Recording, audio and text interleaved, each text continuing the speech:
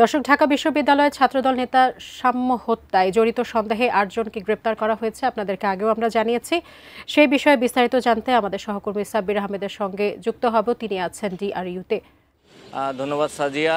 আপনারা জানেন যে ঢাকা বিশ্ববিদ্যালয়ের শিক্ষা ও গবেষণা ইনস্টিটিউটের 18-19 বর্ষের শিক্ষার্থী শাহরিয়ার আলম সাম্য, যাকে গেল 13ই মে সোহরাওয়ার্দী উদ্যানে সংলগ্ন যে কালী মন্দির রয়েছে, এই কালী মন্দির এলাকায় ছুরিকাঘাতে দুর্বৃত্তরা খুন করে এবং সেই খুনের ঘটনার পরপরই 3 জনকে গ্রেপ্তার করা হয়েছিল যারা এই খুনের সঙ্গে সরাসরি জড়িত ছিল। তারপর থেকে কিন্তু বিশ্ববিদ্যালয়ের যে নিরাপত্তা ব্যবস্থা, সেই নিরাপত্তা ব্যবস্থা নিয়ে বর্তমান যে শিক্ষার্থীরা রয়েছেন সেই শিক্ষার্থীরা আন্দোলন করছিলেন যে এই বিশ্ববিদ্যালয়ের নিরাপত্তা ব্যবস্থা জোরদার করতে হবে এবং বিশ্ববিদ্যালয়ের যেই এলাকাগুলো, অর্থাৎ বিশেষ করে সোহরাওয়ার্দী উদ্যানে বলা হয় যে যারা নেশাগ্রস্ত বা যারা মাদকাসক্ত, এটা তাদের জন্য একটি অভয়ারণ্য।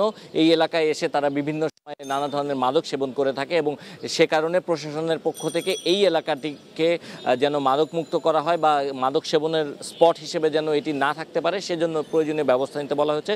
এবং এই হত্যার সঙ্গে আরও যারা জড়িত ছিলেন তাদেরকে দ্রুততম সময়ের মধ্যে গ্রেপ্তারের দাবি তারা জানিয়েছিলেন।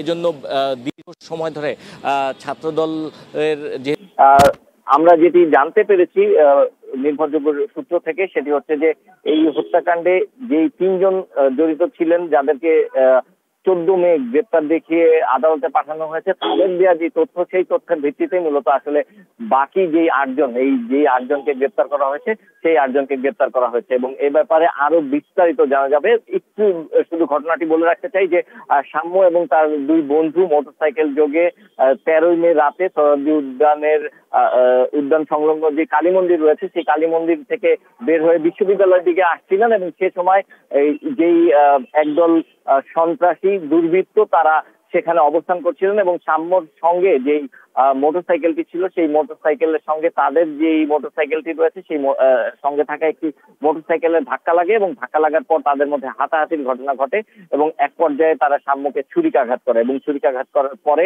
সাম্যকে ঢাকা মেডিকেল কলেজ হাসপাতালে নিয়ে যাওয়া হয়, কিন্তু অতিরিক্ত রক্তক্ষরণে ততক্ষণে সাম্যর মৃত্যু হয়। এবং এই ঘটনায় তাৎক্ষণিকভাবে শিক্ষার্থীরা রাস্তায় নেমে আসে এবং বিশ্ববিদ্যালয়ের যে প্রশাসন তাদের কাছে নানা ধরনের তারা দাবি জানিয়ে আসছিল এবং তার প্রেক্ষিতেই মূলত পরবর্তীতে এই ঘটনায় সাম্যর বড় ভাই মামলা করেন এবং মামলায় তাৎক্ষণিকভাবে 3 জনকে গ্রেপ্তার করা হয় এবং আজকে 8 জনকে গ্রেপ্তারের কথা জানানো হয়েছে, অর্থাৎ মোট 11 জনকে এই মুহূর্তে সাম্য হত্যা মামলায় গ্রেপ্তার করা হয়েছে এবং এ বিষয়ে বিস্তারিত বিকাল 4:30 নাগাদ আরো বিস্তারিত জানা যাবে। তো এই ছিল আমার কাছে সবশেষ।